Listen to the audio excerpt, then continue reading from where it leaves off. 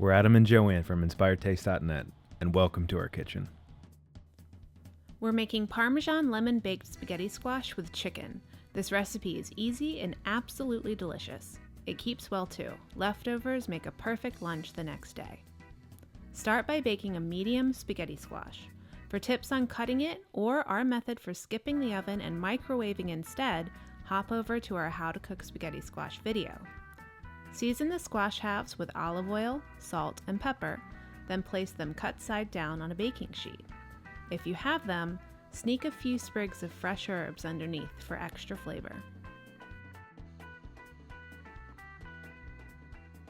About 20 minutes before the squash is finished baking, trim the fat and cut the chicken into 1-inch chunks.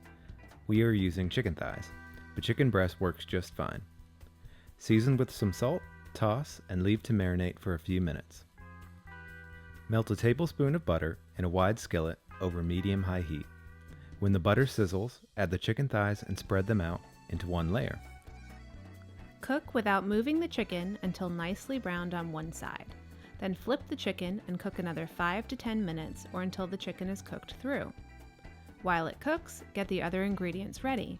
You will need a lemon, chopped fresh parsley, and grated Parmesan cheese.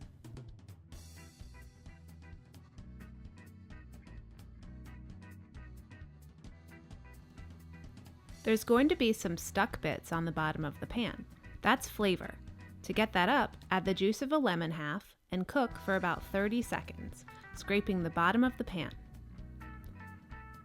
When the squash is done, run a fork through the flesh to separate the spaghetti-like strands.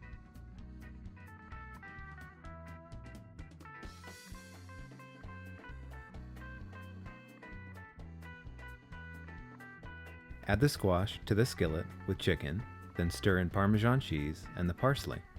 Season with a little more salt and pepper, then toss.